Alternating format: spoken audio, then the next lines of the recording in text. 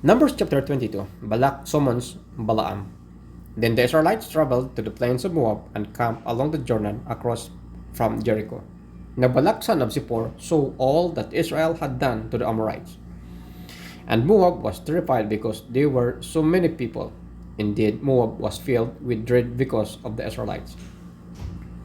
The Moabites said to the elders of Midian, "This horde is going to lick up everything around us, as an ox licks up the grass of the field." So Balak, son of Zippor, who was king of Moab at the time, sent messengers to summon Balaam, son of Beor, who was at Pithor near the Euphrates River.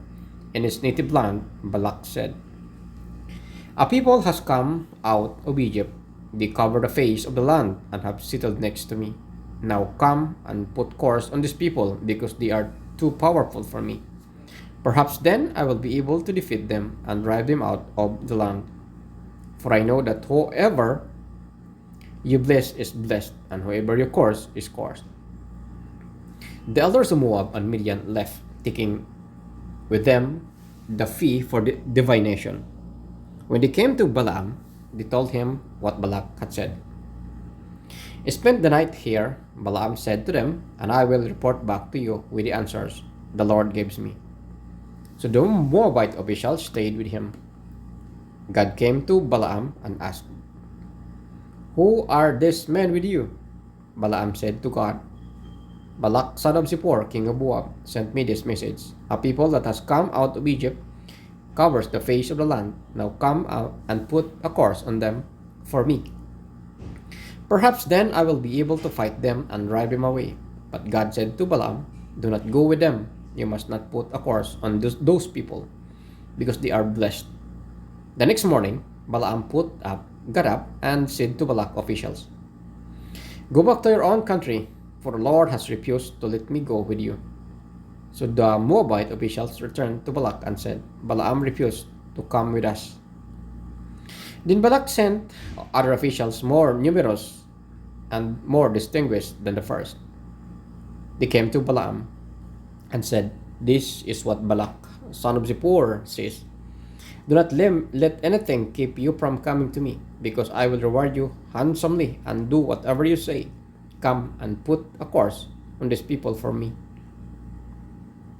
But Balaam answered them, "Even if Balak gave me all the silver and gold in his palace, I could not do anything great or small to go beyond the command of the Lord my God.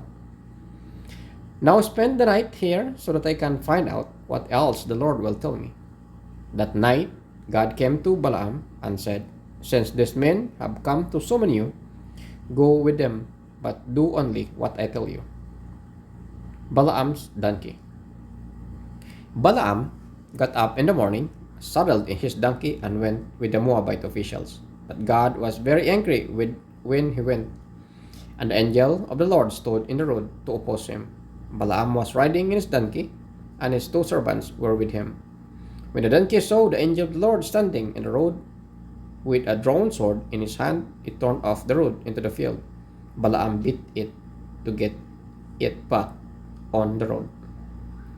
Then the angel of the Lord stood in a narrow path through the vineyards with walls on both sides. When the donkey saw the angel of the Lord, it pressed close to the wall, crushing Balaam's foot against it. So he beat the donkey again. Then the angel of the Lord moved ahead and stood in the narrow place where there was no room to turn, either to the right or to the left. When the donkey saw the angel of the Lord, it lay down under Balaam, and he was angry and beat it with his staff. Then the Lord opened the donkey's mouth, and it said to Balaam, "What have I done to you to make you beat me these 3 times?" Balaam answered the donkey, You made me a fool of me. If only I had a sword in my hand, I would kill you right now." The donkey said to Balaam, "Am I not your own donkey, which you have always ridden to this day? Have I been in the habit of doing this to you?" "No," he said. Then the Lord opened Balaam's eyes and saw the angel of the Lord standing in the road with his sword drawn. So he bowed low and fell face down. The angel of the Lord asked him, "Why have you beaten your donkey these 3 times?" I have come here to oppose you because your path is reckless one before me.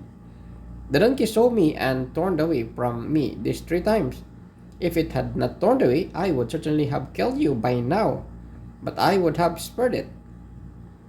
Balaam said to the angel of the Lord, I have sinned. I did not realize you were standing in the road to oppose me. Now, if you are displeased, I will go back. The angel of the Lord said to Balaam, Go with the men, but speak only what I tell you. So Balaam went with Balak's officials. When Balak heard that Balaam was coming, he went out to meet him at the Moabite town on the Arnon border at the edge of his territory. Balak said to Balaam, Did I not send you an urgent summons? Why didn't you come to me? Am I really not able to reward you? Well, I have come to you now, Balaam replied. But I can't say whatever I please.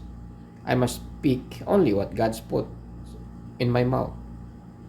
Then Balaam went with Balak to Kiryat Uzut. Balak sacrificed cattle and sheep and gave some to Balaam and the officials who were with him. The next morning, Balak took Balaam up to the Bamoth Baal, and from there he could see the outskirts of the Israelite camps.